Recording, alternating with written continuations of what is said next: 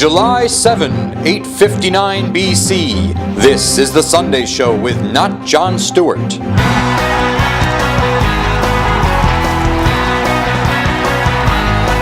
Hello everyone, welcome to the Sunday Show. I'm your host, Not Jon Stewart, and our big story today is that of the great war general Naaman. Had a minor bout of leprosy, but that didn't get in the way of his important military duties. In fact, many of our great military leaders have had leprosy, also known as Bailey's 3-stash rash. Nonetheless, Naaman wanted to do something about it. So, when his 12-year-old servant girl told him of a prophet in Samaria who could heal his disease, he asked King Aram for permission to go to Israel. And Aram was happy to help. After politely declining Naaman's handshake, he said, "Sure, you have my permission, but I will also write a letter of recommendation to you, an introduction, as it were, to the king of Israel, letting him know that you have come to him to have your leprosy healed." I mean, the king of Israel must be the person that you are seeking to heal you because he is so powerful. Well, it turns out the king of Israel is very powerful, but that most of that power is expended ripping shirts off of his body. No, not shirt rip Fabio, shirt rip Hulk. No, not shirt rip Hulk, shirt rip Hulk. Yes, that's the Hulk I was looking for. So when Naaman gave him the letter, the king was so angry that he ripped his clothes. "Am I God?" he asked. "Why does Aram think I can cure your leprosy? He is trying to pick a fight with me!" So yeah, real measured response. Elisha hears about this incident and tells the king of Israel, "Yeah, it's not you he's looking for, it's me. I'm the prophet who can cure the leprosy. Thou hast torn thine vestments in vain." You know, tearing your shirt in a moment of righteous anger has a profound impact on an audience. You look important, sure, it's a showstopper, yeah. But when you're wrong, then you just got to go around the rest of the day as a guy in a torn shirt. It's not as dignified. So Naaman went to Elisha in his fancy chariot.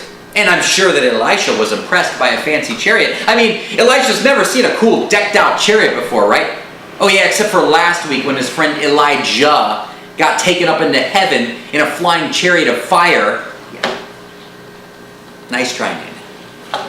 Elisha didn't even get up to go meet Naaman. He sent a servant with a note that said, "Go wash yourself in the Jordan River and you will be healed." Well, finally!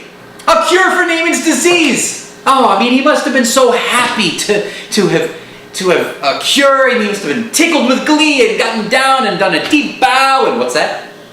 He didn't want to bathe in the Jordan River? And he got so angry that he ripped the clothes off of his body? What have we become as a people?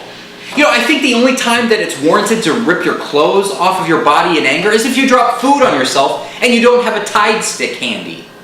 "Mustard on my tie? Get this off of me!" I mean, what have we become as a people? Why are we so quick to anger? I just don't understand!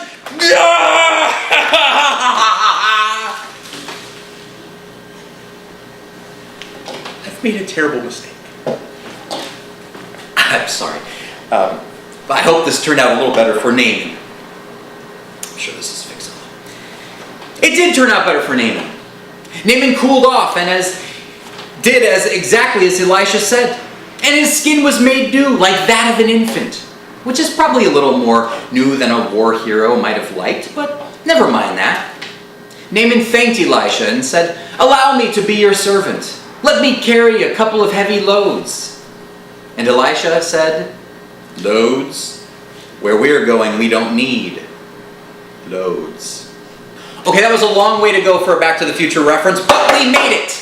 And with that, we say good night, and here it is, your moment of Zen. Doc, we better back up. We don't have enough road to get up to 88. Roads? Where we're going, we don't need roads.